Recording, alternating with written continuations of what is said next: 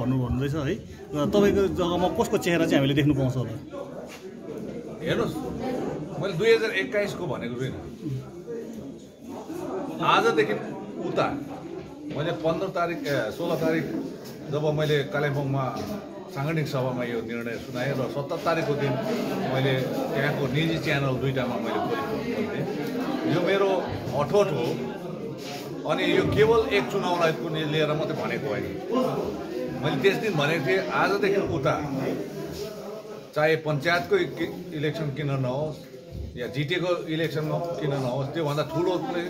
संवैधानिक व्यवस्था आयो भने त्यसको चुनाव किन नहोस् र एमएलए एमपी कुनै पनि भारतको इलेक्सन कमिसन अफ इन्डियाले गरेको चुनावमा म प्रतिस्पर्धा या आफूलाई उम्मेदवारको रूपमा राख्न चाहन्न यो मैले भनेको थिएँ तपाईँले 2021 को कुरा आएको छैन यो 2021 देखि यो वर्षदेखि जति पनि चुनाव आउँछ मेरो जीवनभरि र अन्तसम्म त्यो चुनावमा कुनै ठाउँमा प्रतिस्पर्धा या आफूलाई उम्मेदवारको रूपमा राख्दिनँ यो चाहिँ मैले भनेको थिएँ कारण सर के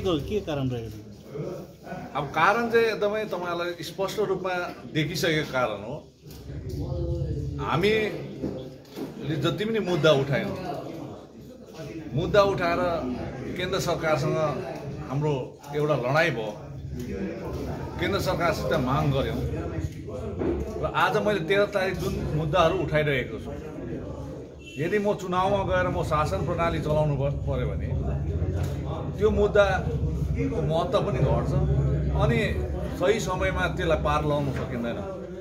र जुन मुद्दा हामीले उठाएका छौँ यो मुद्दा केही कम मुद्दा त होइन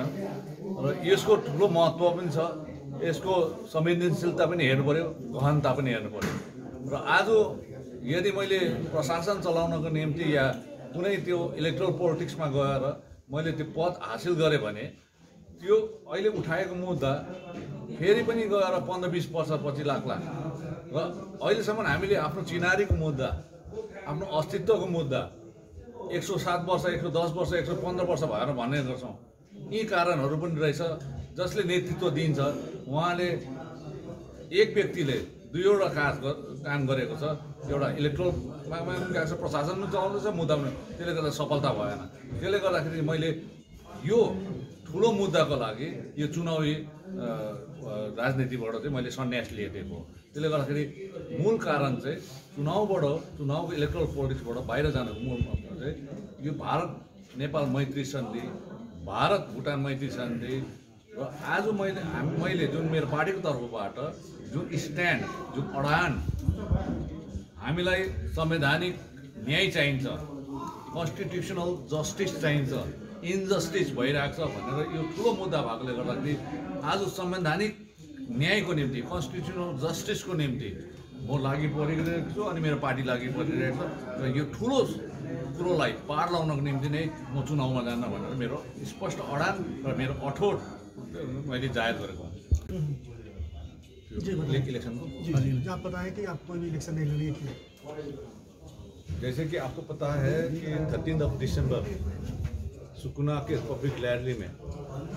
पार्टी की तरफ से एक एजेंडा एक मुद्दा रेज किया गया था वो जो एजेंडा या जो मुद्दा 19 Indo Nepal friendship treaty 1950 Indo Bhutan friendship treaty 1949 और मैंने कॉन्स्टिट्यूशनल जस्टिस की बात किया था और एक आदमी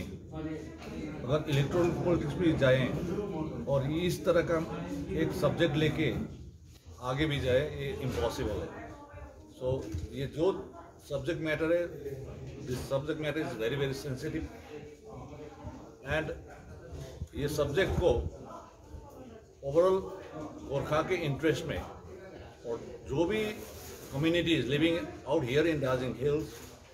Silveri Tarai and Doers, उन लोगों के लिए आज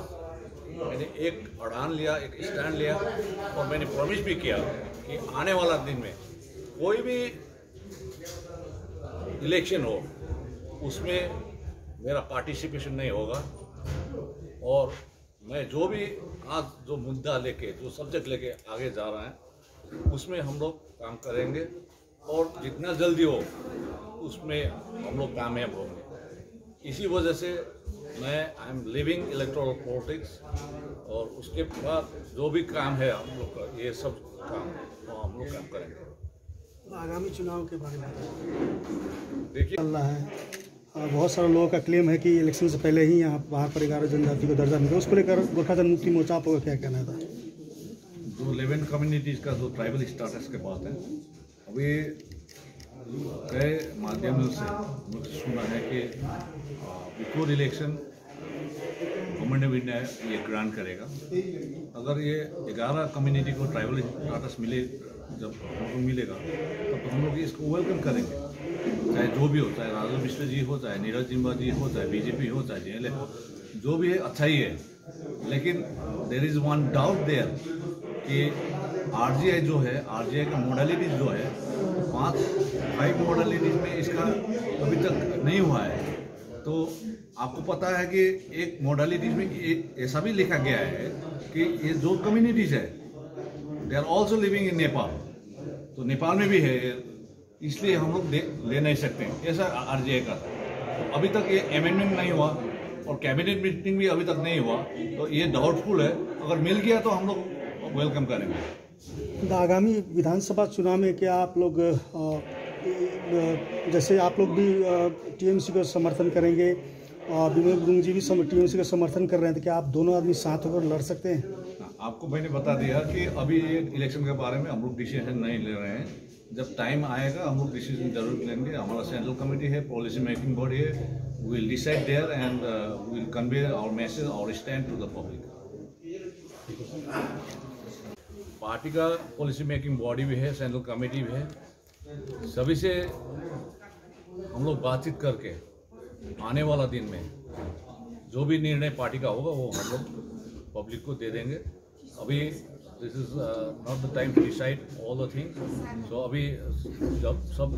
कुछ हम लोग अभी बता नहीं सकते, क्योंकि इमेच्योर्ड होगा ये। हम लोग सब साथ में बातचीत करके पार्टी का सबका लाइन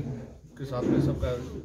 फ्रंटलाइन लीडर्स वो सबका साथ में बातचीत करके ही हम लोग डिसीजन लेंगे। आपने आपका डिमांड को लेकर पीएम को भी चिट्ठी भेजा था, उसको कोई किसी प्रकार का रिस्पॉन्स नहीं चला? आपको पता होगा कि अभी